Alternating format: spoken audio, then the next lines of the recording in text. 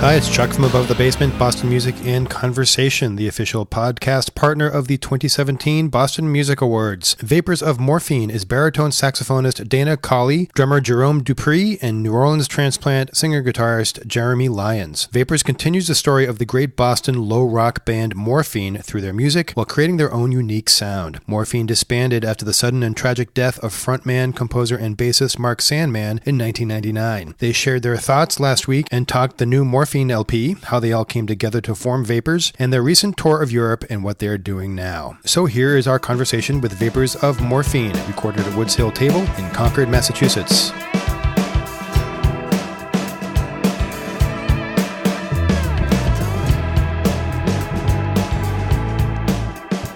You're all very quiet. It's scarf weather, huh? I don't wear a coat very often. You like the scarf? It's just raw outside. You're quick to scarf. Yeah. I mean, you don't usually see scarves come out this early in the season. I agree, right? Unless you're a scarf kind of guy. Right. And I've never heard scarf used as a verb. I'm going to start doing that. Well, scarfing is a verb. It is, but it usually has to do with eating. Well, it's a weird temperature in here. Where do you get your little? little? Do need a scarf. Where do you get these things? The road cage there? Yeah. I just got them through Sweetwater. Sweetwater. Yeah. I have to up my stock. These came from a separate company. Sneeze guard? Is that a sneeze guard? Sneeze guard for the salads. So they don't pop your peas. It was the only cool one that actually would attach to the mic and be kind of... It's a nice setup. Yeah. Well, thank you. What are they? What? Mics. Mics. Oh, I don't know what they are. These are the Rode Procasters. That's what they're called. C15s. B11s. B11s. What was that quote Mr. from? Mom? Mr. Mom. 220, 221. Yeah, that's right. Thank you. Whatever it takes. But they do sound nice. I'll take one to go. So you want a squash, a glass? Squash, glass, and a mic. Got it. And a scarf. He'll And a take your sneeze Party scarf. favorite. And a sneeze He guard. will scarf your scarf. Well, thanks guys for coming out. They just let me out. I'm on furlough, so I've got a little window here before they do roll call. 9. Yeah, Well, I think 9 p.m. As We long got as in- I'm back by 9, I'll be fine. We got in an They won't argument know. the other day about he thought there was a women's prison in town. There is. Well, there's I not. looked it up. Where? There's no women's prison. Is there a women's prison in Concord? I have no idea. Anyways, I just think there's a prison. There is a prison because There's I went, two I went prisons. past. we're right across the street from each other there. Oh yeah. Well, the rotary one gets all the attention. They're both on the Rotary. Are There's they? one right across the street that's kind of like it looks like a farm actually. There's a bunch of cows there. That's how they keep it under wraps. That's right. Make it look like a farm. All right, so the first thing I wanted to do was show you what I got over the weekend. I got this delivered. Oh, you got one of those? Yeah, I got one. It's one of those things that I've seen on Facebook. Everyone is doing like an unwrapping. I think you even did an unwrapping. I did. Yeah, it was good acting. Yeah. It wasn't acting. It wasn't acting. That was joy. Pure joy. That I saw on your face. Verite. Wow, I have this not has got seen a lot one of yet. weight to it. Well, It's a double album. Well, and it's it's special It's vinyl. real vinyl. You know, it's Real the, vinyl. it's 180. Yeah, The that's heavy stuff. the Yeah, trend but now. maybe we should just describe what we're looking at here, Chuck. It's a double album from a Morphine live album, out, live watch at the out, watch out. Warfield from 1997.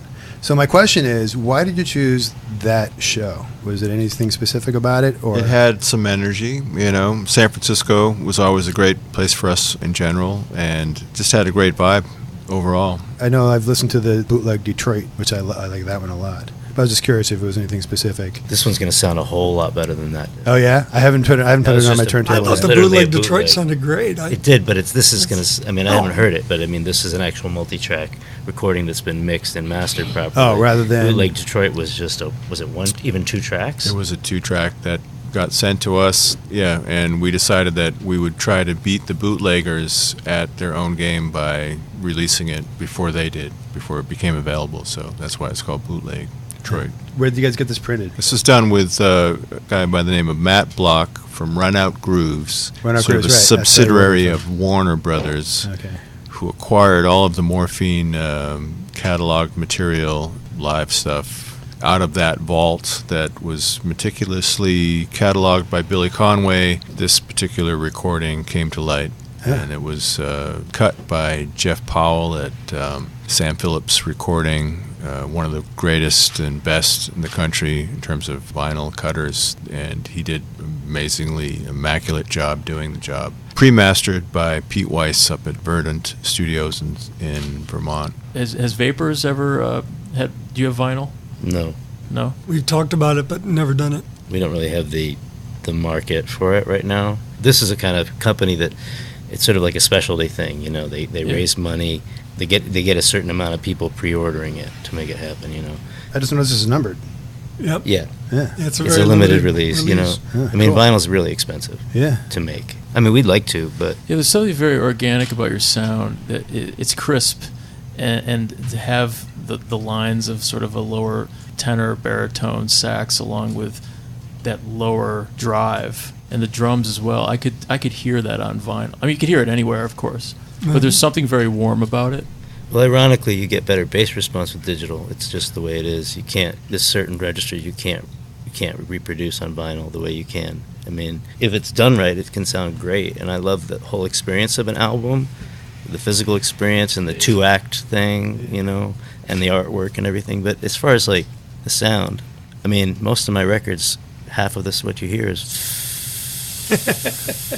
you know. I mean, it's great. I the love the charm. records. Some people but like it. It's Campfire yeah, but, you know, recording. What was the impetus to do this? Was it the tour that you did, the major tour that you just did? Warner Brothers acquired all of this material essentially after we had to settle with a lawsuit. After Mark passed away, we put out a record that was put out on our own label called High and Dry, and that was called Sandbox. Ryko Disc sued us because they claimed that they owned the material that we were putting out. As a result of that lawsuit, we had to turn over various archives that we had assembled, and those archives then later found their way to the hands of Mr. Matt Block, who, working with Warner Brothers, who then bought up Ryko, who had acquired the archives, then he was able to kind of sift through them and decided that this would be worthy of the possible release of some kind. And they were starting their whole process of the Run Out Grooves, which the model was based on a pre-order. You know, you get enough pre-orders together that then prior to going into manufacturing, which would guarantee you, you know, a certain amount of sales prior to even having to make them. So the whole model was sort of based on what do people want to hear? Would you be interested in hearing this? If so, vote. And if your votes win the day, then we'll put this out, kind of thing. When Matt came to us, it was like, okay, we have these things. We were sitting in you know, vaults somewhere, and would like to do something with them, but we want to do something great. We want to make it. We want to make it sound great. We want it to be, quality. We just don't want to throw it out there.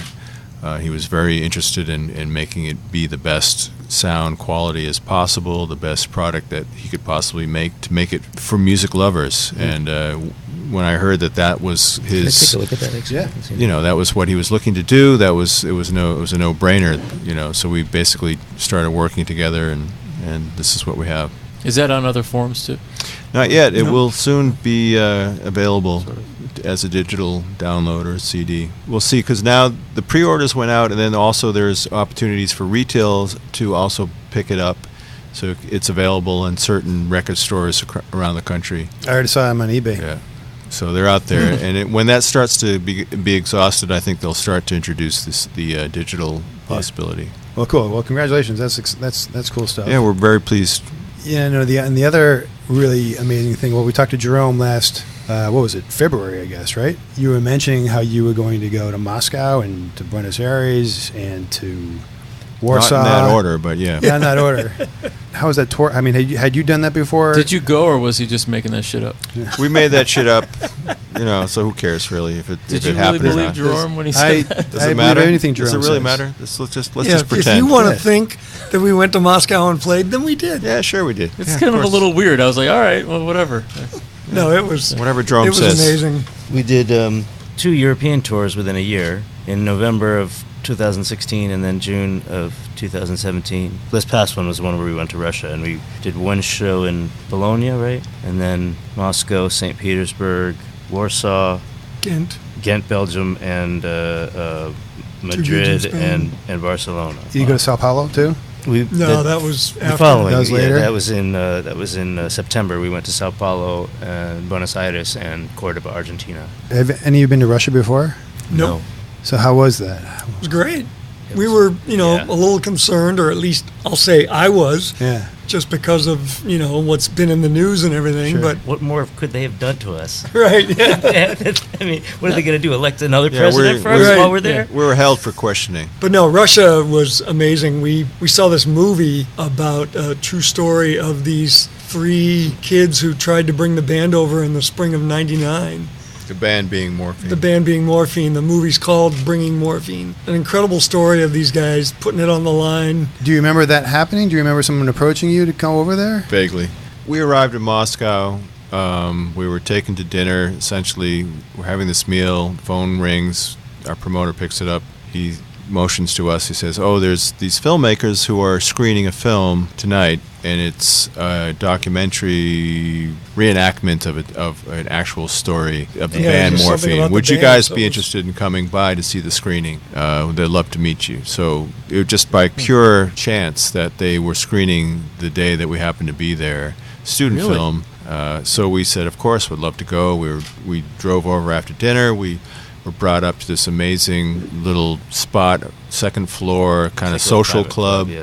They were drinking and eating, and they had a little screen set up, and we sat down and watched this film about what Jerome was mentioning, this moment in time, this town outside of Moscow, Bryansk, Russia, where these young kids tried to convince the town council to bring some actual, national There'd never been a rock concert there. acts to Ever. this festival, and the film chronicles these 2 guys, 3 guys trying to get the money together to bring us over.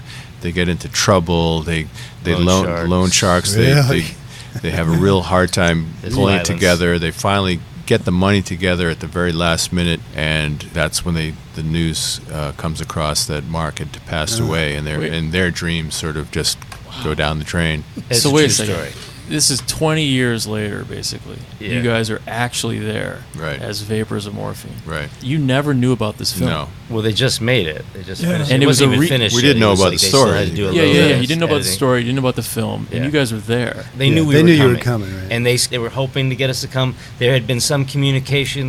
Like we'd heard the day before, there was something going on. We're like, Yeah, didn't but I understand. mean, well, believe me, if it was a It was complete stri- coincidence, that would But my it mind was. is They were blown surprised anyway. that we actually came and overjoyed. But They how must have was been that for psyched, yeah. you guys? That was I mean, amazing. But there's this half-hour documentary about the band. It was very vague, but once it started, the whole plot line just blew me away. It had, they had faked footage of the band on stage, which I was so caught up in the story. Fake I footage? Yeah, I didn't even realize. I literally thought it was just bad footage that I'd never seen before, but they did it all themselves. Yeah. We got to see this movie. Yeah, well, it's hopefully it will be released. Okay. That must have great. been kind of interesting for you, Dana. It was a bit surreal, I have to say, because you just don't realize that these parallel lives are ongoing. We were living our life, they were living theirs, and to think that it was running parallel. It's also kind of interesting. There's a sort of symmetry with the fact that Palestrina was such an off-the-beaten trail kind of gig that you wouldn't normally have taken. It was sort of a festival, but it was still sort of a new thing for that town. It was kind of untested, and it was sort of one of those places like Mark. They had been rejected, like Metallica. A couple of other bands had turned them down because they wanted them to come. They said, we pay your expenses, but we can't pay you anything. And Morphine was like, sure, we want to go to Russia. Yeah. I don't know who it was, Mark or Deb, they were talking to, and it never went beyond a certain point, but it was like, amazing. That sounds like a cool opportunity. We want to do that, and Well, you get an offer to go play somewhere. You think of a club or a venue and a promoter. You don't think of two or three guys, borrowing money laying from it on the check. line. Yeah. I mean, one of them, he gets stabbed by the loan shark, who's probably Russian mob, who wants to be, he says, I'm serious about getting paid back. And then the line he says is, don't move and I won't hit any internal organs. Holy moly. We are so lucky growing up Not being stabbed by loan sharks? in this environment where last year I had this opportunity to visit Lithuania, and it was such a trip because it was their 25th anniversary of being free from Russian takeover. This was last year. They knew in modern times what it was like to actually have their independence for the very first time in this day and age. That was the time in Russia when they wanted Morphine to come over, wanted a band to come over, and that was a huge deal for them. Not just to bring a band from across the world, but the freedom of music and expression. And how were the crowds? But the people were amazing. Were very, very generous and treated us like a little too much like celebrities. I kept hearing, do you know how important the music of Morphine is to the people of Russia? Really? Not just me and my No, friends, we the don't. Russian people. I heard that about 20 times. It was. Did you ever know that at the time? Well, I keep thinking about these stories of Berlin and rumors of the Stones playing on the wall, like on the west side of the wall, and that it caused such commotion in East Berlin. Just the rumor of the fact that the Rolling Stones were going to play, that the music was banned as a result because they were just so afraid of what the sound would bring to the culture, that the authorities were just afraid that it would have too great of an influence just by the sound coming across the wall.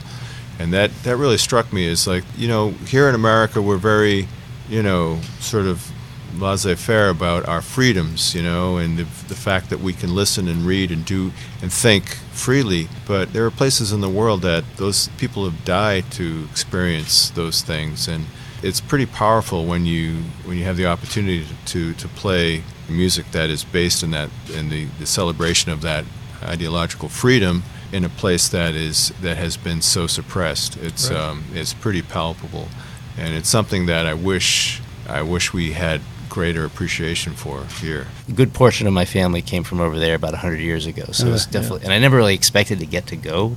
Mine too. So we met Ukrainians and Moldovans, and it's just fascinating. Whole other world over there. We did get to see Red Square. Yep.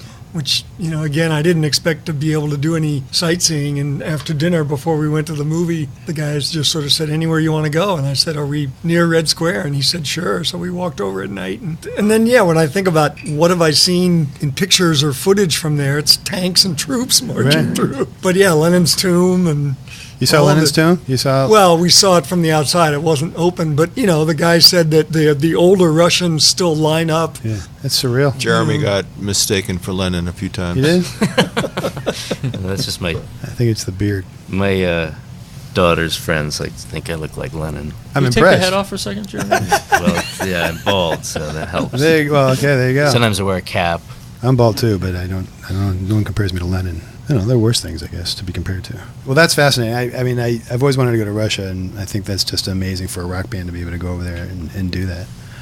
So Jeremy, I did want to touch on. I think I met you quickly outside of Atwood's. Mhm. I think I kind of came out of nowhere and Yeah, I startled recognize you. the scarf. I'm sorry about that. Is this, it was a scarf? I don't He think I was had. scarfed out of I don't think I nowhere. had the scarf at that No, time. I'm joking. But we just talked with Alistair Mook. Oh, okay. Who does, well, he calls it family music. Right. And this is something that you're very involved in too. That's true. So it's a great video today of you're walking on the tracks with this kid and you start playing, the kid starts dancing to what That's you're my playing. daughter, yeah. That's your daughter? Oh yeah. It's a great video. I really like Yeah, although I was informed by a friend of mine who works for Amtrak that was a really bad idea to have like a kids video with you walking on tracks. She's like, those tracks are shiny, which means that impressionable. they're used. You know, Bad I was like, parenting, It great wasn't, video. Yeah, it wasn't my. Yeah. It was the director's Like most idea. videos. Yeah, I got a couple of CDs for kids. I started out by doing. They had this toy store in Inman Square in Cambridge. They used to be owned by a friend of mine, a friend of ours, and they had a regular sing along on Saturday mornings for an hour. And people would come with their kids and hang out. Person who was doing it regularly left the gig, and they offered me the gig, and so I did that for 10 years, and then started doing some libraries and a couple preschools around, and just a lot of people who in that sort of genre who kind of dumb it down, and they feel like every song has to be a lesson, and I'm just like, I think just exposing kids to good music is much of a lesson as you need. You don't have to. I mean, I do a couple of songs like Eat your broccoli. about saying please, or whatever. But yeah, like this is a song about vegetables, or this is a song. You know, Yeah. it's not like that. Like let's do a song that's like I 150 hate years that. old, and I might have the Chicken privilege. fat, go away. Yeah. Go, you chicken fat, go. Just having That's the a good privilege hook. of being able to introduce somebody to Yeah. a song that now that I've been doing the song, I've run into kids who don't really remember me, who I used to go and see, but I'm like, I'm in there somewhere. Yeah, you don't know it, but That got you into the community. that did help. Yeah, and also had my daughter was 6 years old when I moved up here, so that sort of worked out, and that's how I met Dana. Really, was through friends with kids. Yeah. Is that how you met? I don't recall how we met exactly. I just remember I do. a good friend of a Let's friend of a compare. friend of a friend Yeah. said, I have a friend who's just leaving New Orleans.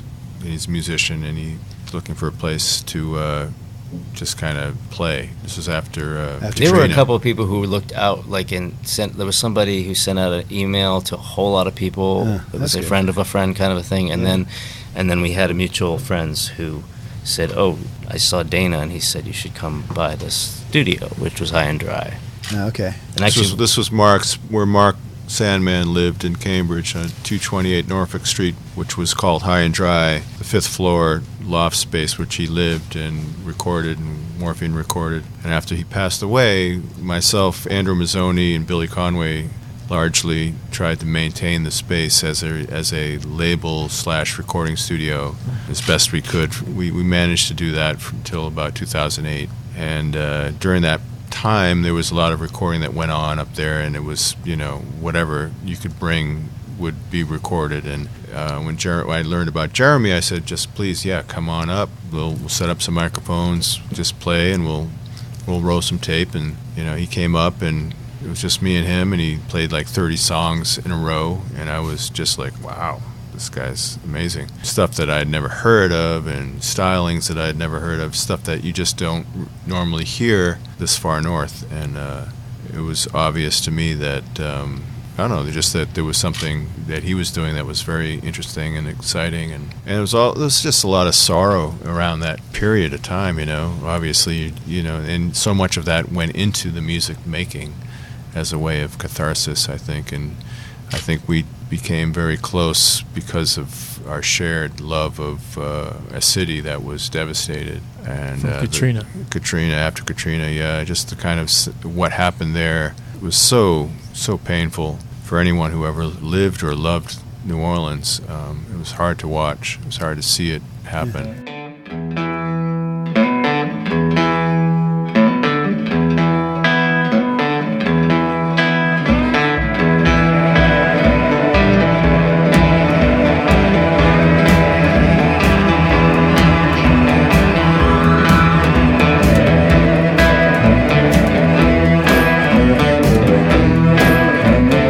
Hurricane, hurricane, hurricane,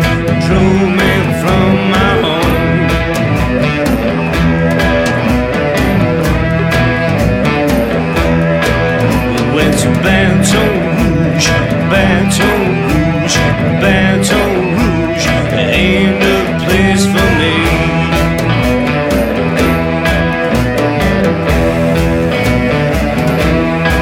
She said we got to move, she said we got to move, we got to move way up north somewhere.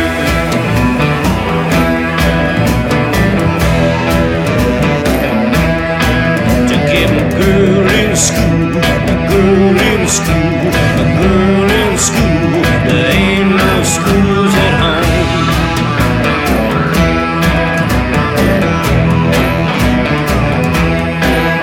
Well, I broke down, cried just like a babe.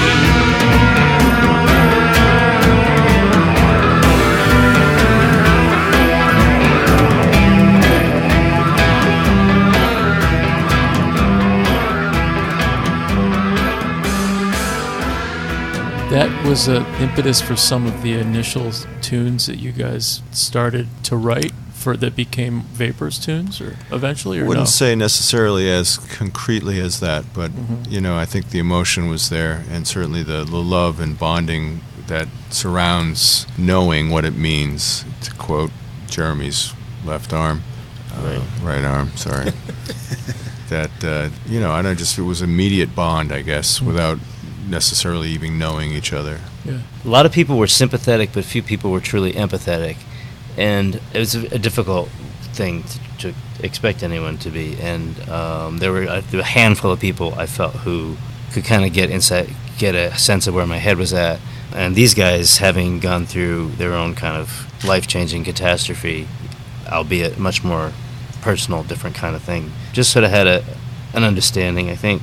But no, I mean, I actually got invited to a live recording session that Jerome was doing up at High and Dry.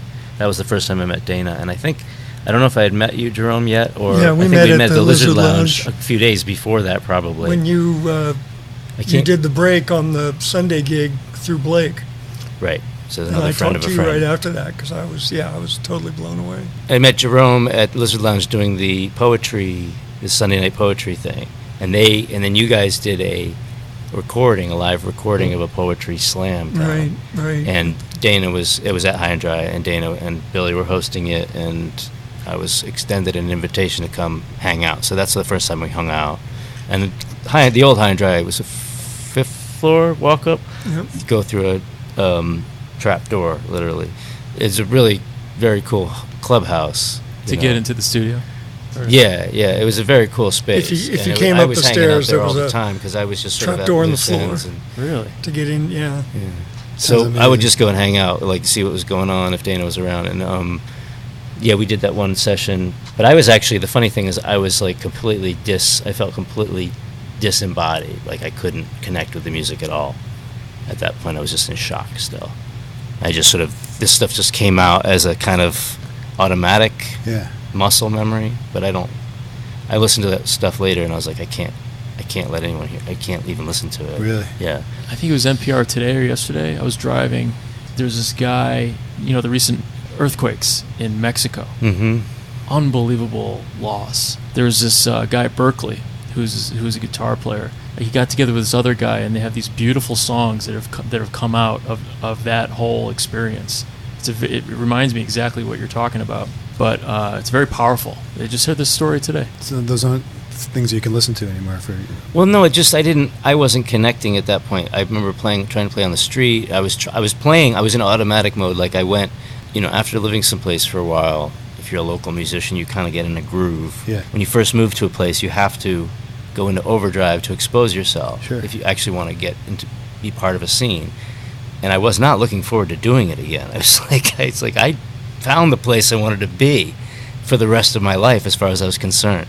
It ended up being great for me in the long run, moving and changing and learning how to play different music. Fortunately, I had this survival instinct to just go. When all the open mics I could find, people were reaching out to me. And I made a lot of connections, and I met these guys. And so the music, to me, I couldn't do it yet. It took a little while to feel comfortable. But when we started playing together as a trio, it kind of happened as an accident, because I started hiring Jerome for some of my gigs. My bass player was living in Brooklyn, and he would come and meet me. We met like in Rhode Island or something for a couple of gigs, and Jerome joined us. Gave Jerome a couple of my CDs, and it turned out they'd been produced by an old friend of his from Bloomington. And then so we played some gigs, and then there was one gig I had scheduled, and I screwed up and couldn't find a bass player. I'd seen Dana play with Twineman with all of his effects pedals and stuff, which he didn't do in Morphine. And I was like, I could swear I've heard him play with an octave pedal. So I called Dana up, I was like, can you play bass on that, So he brought his rig, and we kind of did more sort of trance blues stuff.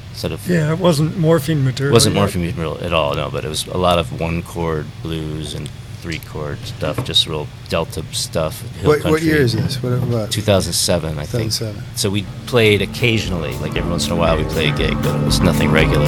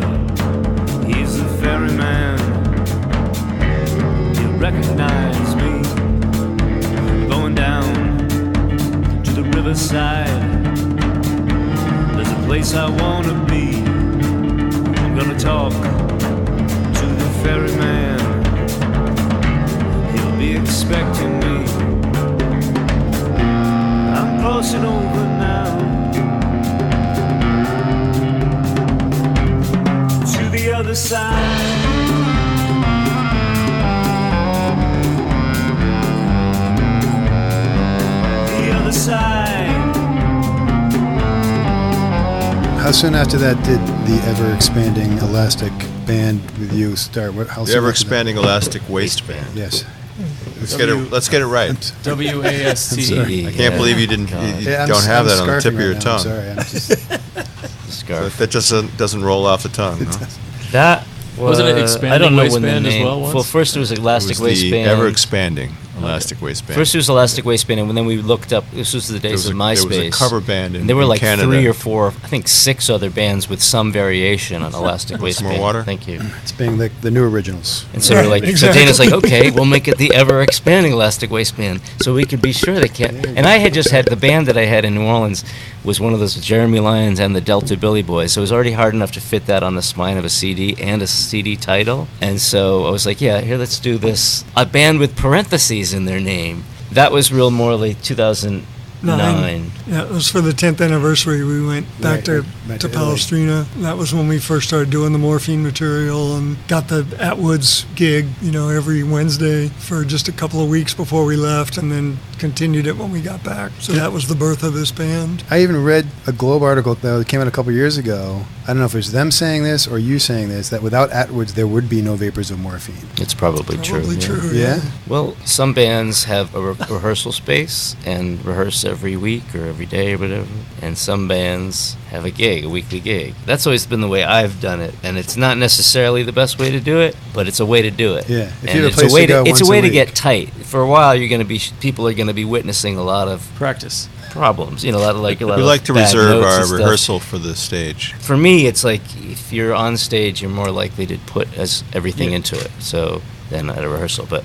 You're more apt to come up with a conclusion for any particular idea if there's somebody standing in front of you expecting it to happen, Was doing something once a week or so that often, is that what made you start using pedals and started exploring that? No, I was into that well before that. Oh, it really? was kind of a confluence of events that brought that together. I think as a trio, and as a saxophone player, I've always been dealing with certain limitations that are presented as kind of the way it is when you play saxophone. So to combat that, the idea of using effects and give me a little bit more latitude in terms of what I can produce sonically It allows me to not to necessarily have to rely on the saxophone as you would expect it to sound, you know? Yeah, sometimes I confuse it with, it sounds like an electric guitar. Well, Exactly. the thing is that I think around the time Dana and I started thinking, this is kind of cool what we're doing. This is probably even before we started doing the Morphine stuff. That we did do a couple of let's go jam at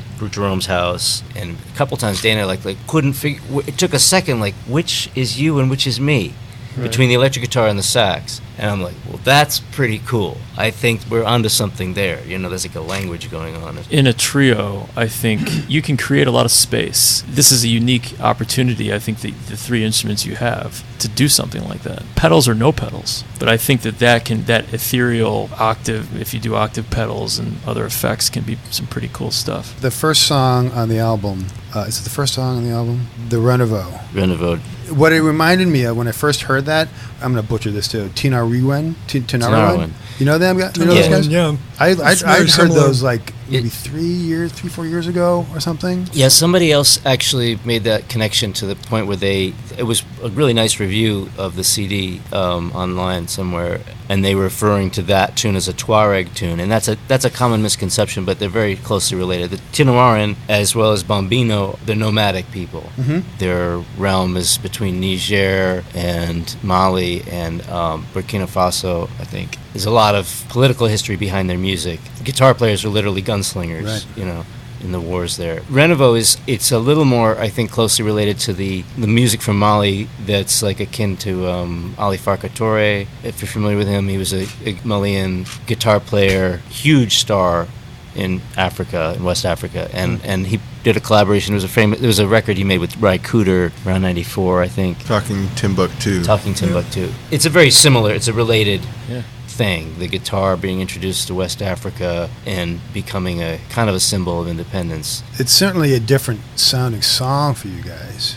Yeah, I love it. It's my favorite song. Especially when I heard you guys play it live. That was the first time I heard it, actually, at Atwood's. Well, I was listening to away. it today when it was pouring rain driving from the Cape, and it was dark, and headlights were coming at me, and I was cranking it. And I didn't know the song was coming on, and it came on, and I'd never heard it before. And the first thing I thought of was trance. Yeah. I was driving, so I wasn't about to start meditating, but it felt very meditative to me. It's interesting because the studio version was constructed very differently than when we play it live. It's kind of a guitar showcase. We do it like usually second in the set, and I get to blow off a little steam on the guitar before I switch to like playing the two-string bass for a while, you know. But this was kind of cool because it ended up being, we layered it as a rhythmic bed and then added little pieces here and there, and Dana layered all these horns and to play the head with the guitar. It's a totally different thing. Yeah, trance music is sort of, to me, where we kind of first came together, you know, with some of the blues stuff, and then seeing the relationship between that and some of the Morphine music. Not necessarily trance, but it just goes along with it. I mean, he certainly was inspired. Simple idea, repeated. Well, it's also a thing. I mean, when I first started hanging out with these guys, before we even started this project, Dana gave me a copy of Sandbox, and I listened to everything and read it, and there was a DVD attached. So I watched some of the interviews with Sandman, and I could really relate to the philosophy behind Morphine, that Mark had been in a number of different bands, and one of them being Treat Her Right, which was a quartet, which had a similar concept, which was that just paring things down. The drummer played a standing cocktail kit, which is just one drum with a bass pedal on the bottom and the top you can play on, and then this harmonica slide guitar, and Mark playing bass on an electric guitar through an octave pedal, but still sort of recreating a Chicago blues sort of thing, but with a little bit of a punk edge to it. And then I think there was a lot of personalities in that band, and Mark definitely seemed to want to really focus everything around his concept, which was sort of boiling things down to a basic level. You know, he did one gig, I think, first with the one-string bass all by himself. This is still One string? One-string bass was the first He iteration. did that.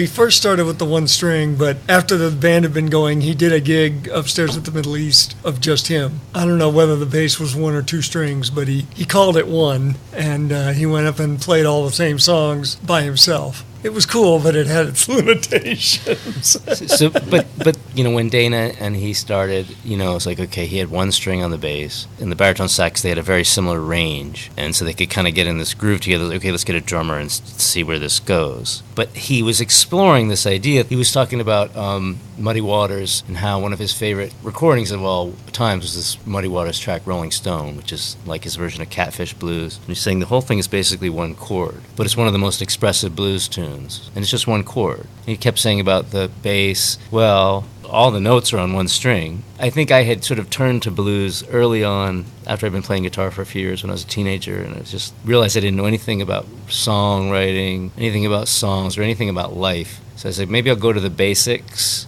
learn some blues tunes or some folk tunes, Appalachian tunes. And Morphine wasn't about playing blues songs, but you can hear that behind the choices of his bass lines. You see the parallels with the paring it down to the basics. Yeah, and I mean, the one-string guitar was something that was, common. One-string guitar and a one-note solo, Yeah, that's what true. more do you need? I can even do that. That's one of the you can do that. Exactly. Isn't that one of the first I've lessons? seen you do that. That is the whole idea, is to make it seem as if, yes, I can do that. What was that like for you, doing that two-string bass for you? Yeah, it was a challenge. Yeah? But not as challenging as singing the songs. That's a lot more challenging for me. I play slide guitar. I played slide guitar for a long time, so you had that part of it was easy. And the way he set it up was just brilliant. Just raises the strings up about an inch off of the neck, so you can only play it with a slide. And he has it usually tuned to a fifth, so it's a power chord. So it's a combination between a rhythm guitar and a bass. It's brilliant. It's a really brilliant idea for an instrument, and it's so simple.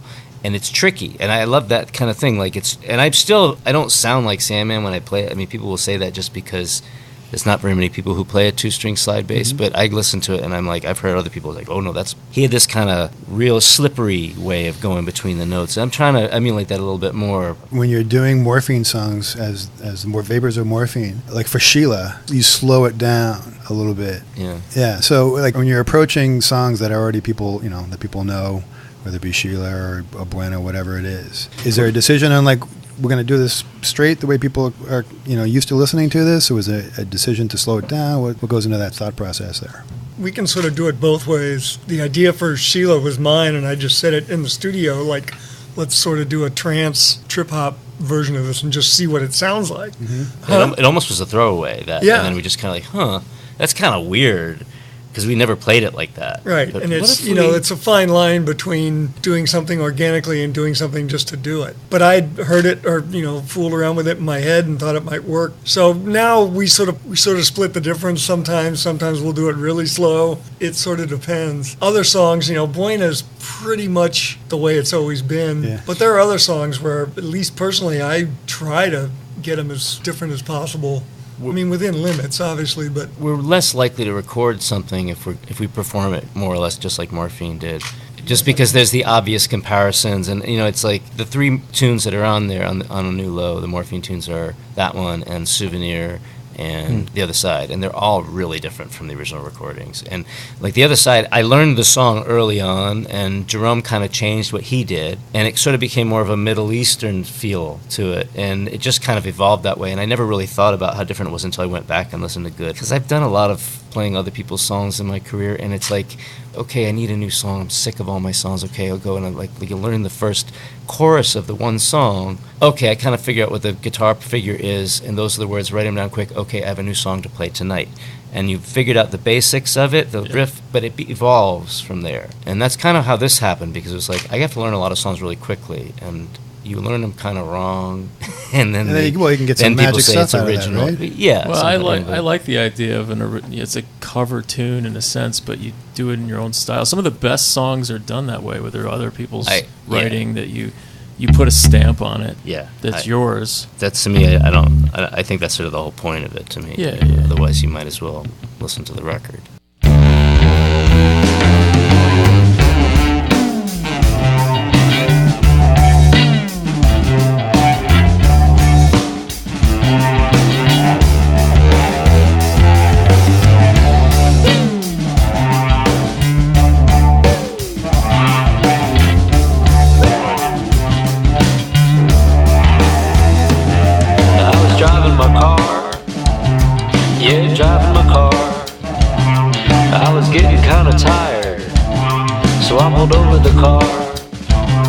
I pulled over the car. I pulled over the car. I got out of the car, walked around the car. I got a little air.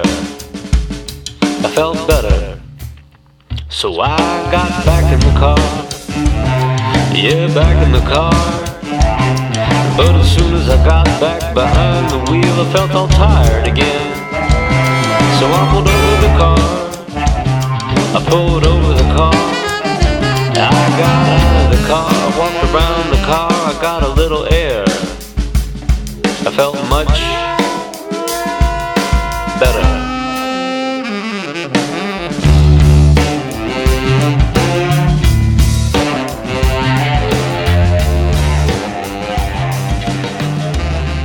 I listened to Over and Over Again from the Elastic album, Pulled Over the Car. Oh, yeah. I love that. I like that song. That was another example where it was sort of a song that they had done live practically every night. Like, it was kind of a warm-up in a way. You guys did it a lot anyway, right? Dana, early on, gave me some live stuff straight off the board that was sort of raw, live Morphine things that hadn't been released. Pulled Over the Car. The way that you guys played it live was totally different from the recording, which I think was a B-side or something. I don't know. It was one that I never played, and I think it's on B-sides. I think I'd heard it, but I sort of came up alongside Jeremy. I just sort of started doing my own thing. And then we took it to New Orleans and actually went to our mutual friend, Mark Bingham, who Jerome knew from Bloomington, who had produced some of my records. Right. Piety Street. Piety Street, yeah. We want to put a little New Orleans on here. Can you call us some horn players? So we got Michael Ray from Cosmic Crew and Kool and the Gang. Tony Green, was it? He recently passed, I think a few years ago. I can't remember, really. And Craig Klein. So we had tenor, Trumpet, trumpet, and trombone. Just doing tailgating on that song. That's and cool. then you get that great kind of traffic thing. And Have you played with other horn players in the past, or I usually try to just avoid yourself? it at all costs. Too many in one room. It's just So I'm with guitar players. Yeah, they get in the way. You're tenor and baritone. Mostly baritone, tenor as well, but Tenor's occasional. occasionally, yeah. Is that when you sing? Or do you sing with both? When there's room for it, But when we're touring, I only take the baritone. 'cause he's only it's- able to sing with one of them in his mouth at Yeah. the time. He can't sing and play both at the same time. That'd be amazing.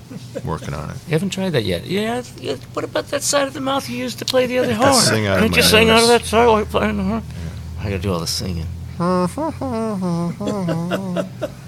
What's the direction now then with Straight down. from the Last Vapors album? Due east. Is the direction We're gonna sell out. Renouveau, or is it something new? Got a couple of new songs that I wrote on the two-string bass. One dilemma that I've had is that since we started out playing just this weekly gig and doing mostly local stuff, I got kind of self-indulgent, or so it's been called, and bring a bunch of guitars to every gig. That means a two-string electric guitar, a six-string electric guitar, sometimes two six-string electric guitars because one will be set up to play slide on and one won't be. Now I've been playing an exotic instrument that's a four-string electric bass, and I play an eight-string bouzouki. electric I bass. know, it's crazy, isn't it? I know. Who knew? And also an eight-string electric bouzouki. But when we go to Europe or South America, I can't bring all everything. those. I can't.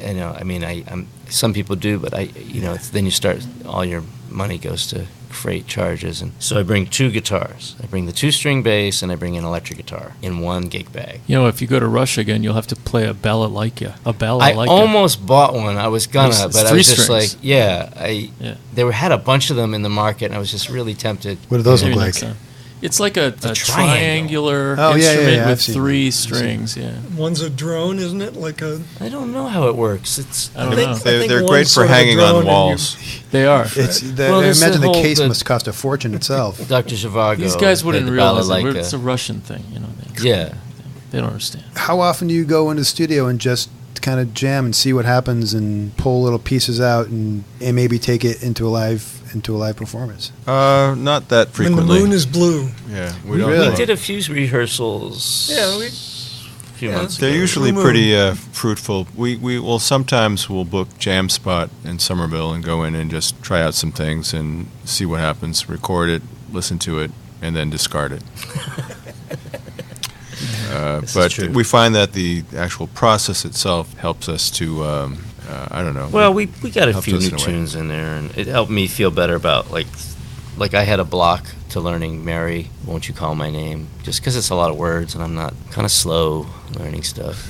I couldn't. For years, I tried to sing Hot Rod Lincoln, and I couldn't do it. And so I just didn't feel confident doing it live until we banged it out a few times on our own. But we have a plan to go up to Verdant Studios with Pete Weiss for at least a few days in the winter in Vermont. So a few days hopefully won't turn into... It'll be one of the first times, I think, ever in my life that I've taken off with a group to go record over an extended period of time outside of our own little realm of domestic bliss. Really? You're not even if you've been in somebody else's album? Like, no, I mean, well, that's a different story. I mean, yes, possibly, but as a group to go away and to bring your stuff and set up somewhere else outside of your familiar territory, it sounds really appealing, but in reality it's kind of logistically limiting in most ways, because for me, I have a bunch of saxophones that I call upon to do whatever, and it's all in one place. I have it at my house, I can record there, but it's harder to take everything and move it, obviously. So this will be kind of an exercise, because we don't really have a plan, but we're going to book the time, go in and just start creating from nothing. We have a couple songs we can work on, but hopefully it'll also generate some other unknowns, which I find really more interesting in some ways. There might be some known unknowns in there. Right. And yeah, Donald Rumsfeld is going to be engineering, so there will I don't be want some too many unknown knowns. Don Rumsfeld? Unknowns. He's engineering. Or the known Awesome. unknowns. He's and assistant unknown engineering knowns with and Pete the known Weiss, knowns so and the he'll be unknowns. yeah, all of those unknowns will be present. The former Secretary of Yeah, Defense. you didn't probably know this In about Vermont. him, but yeah, That's awesome. He's Is he a brew beer assistant. too? he's great for the unknowns and the known unknowns. Makes maple syrup on the side. That's So- awesome. when you write, do you write on the sax? Do you write on a guitar? Depends on what it is. If it's, I do a lot of side work, for other people that will send me tracks, and I will work at home and come up with horn lines. So a lot of times, what I will do is write by singing what it is that I'm trying to come up with. So I'll come up with a line just by, okay, what I hear in my head, and I'll record what I would hear as a horn line, just as a kind of a template, and then try to zero in on what that is in terms of how that translates to saxophone. I mean, it depends on what the assignment is or what the goal is, but if it's just in terms of overdubbing, I do a lot of composing using Pro Tools as a compositional device. But you're also an artist, right? I do some 2D work, yeah. Did you do any of the work on that? I did not do, well, actually, On the inside? that particular piece which Jeremy is holding, I designed that. That was a sticker. That was one of the first Morphine stickers that we ever made. I actually did design that. Who did the picture on the inside of the double album? That's Mark's watercolor. Oh, okay. Yeah. Well, he did that as well. My wife Kate gave Mark a bunch of these watercolors that were dissolvable paper watercolor palette, and he took off with it and just did all of these amazing cartoons with it. It's where the Twine Men idea came from. He had a cartoon strip called Twine Men about these bandmates who were tied together with a big ball of twine, and that was where they came up with the idea. So those lonely moments in the hotel rooms, after a gig, and Mark would all disappear and come down the next day, and Mark would always show up with a new piece of watercolor that he'd been doing in the night. So, we've talked to a lot of folks in Boston, obviously Boston and music. That's kind of what we're trying to do here. Walter Sickert and his band, Armory of Broken Toys, he's a great artist as well. And then Mo Pope, the hip-hop artist. Yeah, some Still Gold. Kind of goes hand in hand, a lot of artists, musicians, kind of come from the same backgrounds, a lot of time in your hands. Maybe So that's part of it. That might be part of it. Yeah. I used to do Expression. cartooning myself, yeah. You too? It's just trying to figure out things you can do other than work Yeah. and impress girls. Well, guys, I really appreciate you guys coming all the way out here, especially on this miserable night. But your listeners don't know how miserable it is. Well, we try to Let's we picture. try They to can paint a picture bleak something picture. beautiful. That's It's raining. It's sunny. Yeah. It's balmy. Thanks for flying out to windows. Kauai, guys. Yeah, This was Yeah, great. Well, I'm sorry I never missed been that to last last wave. I had to kind of give that up to come in here, but Oh, so beautiful. You want any more pineapple juice? The pineapple juice really made it for me, We've been You were brothers getting for summer. tubed, man. and we all got lays. Oh, So that You were was. clocking time in the green room, man. You guys are how often? So what? You're there twice a week at Atwood's? Atwoods. Twice a week. I mean, twice a month. Twice No, a week, it's about once a month. there We're every day. going to be there the first December 2nd will be our December next. 2nd and then December 2nd. November 6th, or it's January, but the first Saturday in January as well. December 2nd and then January. That's it. 6th or Yeah. something like that. All right, so we should look at least once a month. Once a month. And then That's you're going- doing the XTC thing in March, Yep. Jerome. Doing that And again. Does anybody else do anything like that? Are you crazy? Like what? Who doing like he's doing an entire No, XTC no, album, right? hell No, I can't even listen to that shit.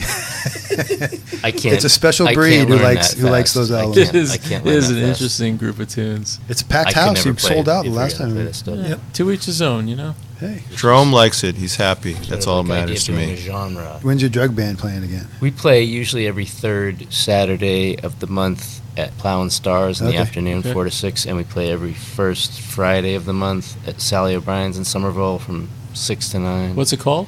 The Busted Jug Band. All right. Hey, and you can find me down at Bull McCabe's most Thursdays playing with Crush Factory. Yeah. You haven't Crush heard of these? Factory, Yeah. nice. Our friend Allie McGurk, you played on her I album. with her. managed to squeak a few notes on that one. Yeah, Yeah. She just released her album. she's amazing. Yeah, Phenomenal. I grew up with her dad. I did You know, too. You know Joe? I grew up on the other side of the bar with I Joe. was He was 16. I was 13. But yeah, he's a good guy. He's the best. And now he's We great love too. Joe. You grew up? Well, Remains to be seen. matured. How's that? Maybe we matured. I didn't. There's band members punching each other I know. right now. I know. Yeah, It's I think love. we're I'm gonna it's start love. to punch it's a my love. phone. Might have to go to a podcaster. commercial break while It's a we love sort punch. this out. Well, again, thanks for coming out here. Appreciate you guys trekking out to this on this beautiful night. All right. Thanks you for do it having tomorrow? us. And You do it again tomorrow? Definitely. Same place, All same right. time. We'll see you Okay. tomorrow. Or next All right. next Monday. Thanks, guys, Thanks very again. much. Thank you. Thank you. All right.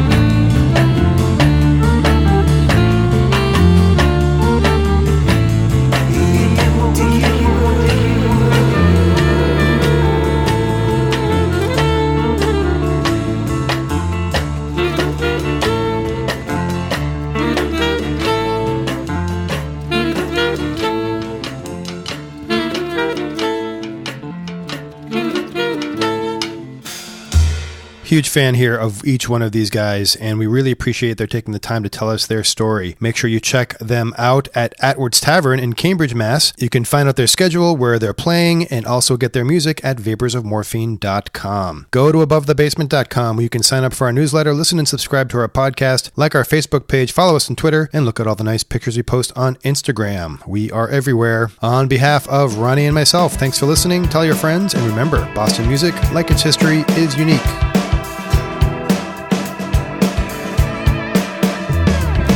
Above the Basement, Boston Music and Conversation is recorded at beautiful Woods Hill Table Restaurant in West Concord, Massachusetts. Woods Hill Table is honored to have been awarded 3 stars as the most sustainable restaurant in Massachusetts by the Sustainable Restaurant Association. The food is organic and locally sourced, non-GMO, and is absolutely delicious. Chef Charlie Foster focuses on seasonal ingredients and their own grass-fed livestock raised on the farm at Woods Hill in Bath, New Hampshire. Go to woodshilltable.com for reservations.